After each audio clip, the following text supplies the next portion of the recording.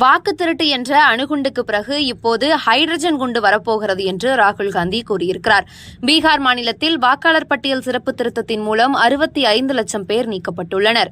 இந்த நிலையில் 2024ஆம் ஆண்டு மக்களவைத் தேர்தலில் வாக்கு திருட்டு நடந்ததாக எதிர்க்கட்சித் தலைவர் ராகுல் காந்தி அவர்கள் குற்றம் சாட்டியிருந்தார். இதைத் தொடர்ந்து பீகாரில் கடந்த ஆகஸ்ட் 17ஆம் தேதி முதல் வாக்குரிமை யாத்திரை மேற்கொண்டார்.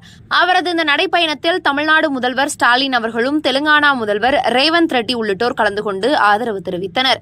அவரது யாத்திரை நேற்றைய தினம், அதாவது செப்டம்பர் 1ஆம் தேதி நிறைவடையக்கூடிய அந்த நிலையில் பீகார் தலைநகர் பாட்னாவில் உள்ள டாக் பங்களா ரவுண்டானாவில் பேசிய ராகுல் காந்தி அவர்கள், பீகார் எப்போதும் புரட்சியின் பூமியாக இருந்து வருகிறது.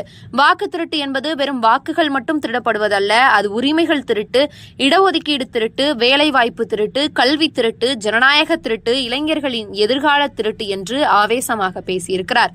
மேலும் அவர் பாஜகவினரே தயாராகுங்கள், வாக்கு திருட்டு என்ற அணுகுண்டுக்கு பிறகு இப்போது ஹைட்ரஜன் திருட்டு வரப்போகிறது. உங்கள் வாக்கு திருட்டு குறித்தான உண்மையை முழு நாட்டிற்கு முன்பாக அம்பலப்படுத்துவேன். மோடிஜி தனது முகத்தை இனி மக்கள் முன் காட்ட முடியாது என்றும், வாக்கு திருட்டு நடக்க நாங்கள் ஒருபோதும் அனுமதிக்க மாட்டோம் என்றும் தெரிவித்திருக்கிறார்.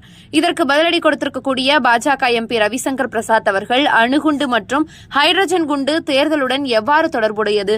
இப்படி பேசுவதன் மூலம் எதிர்க்கட்சித் தலைவர் ராகுல் காந்தி தன்னை இழிவுபடுத்திக் கொள்கிறார் என்றும், ராகுல் காந்தி பொறுப்பற்றவர் என்பதை நாடு புரிந்து கொள்ளும் என்றும் கூறியிருக்கிறார்.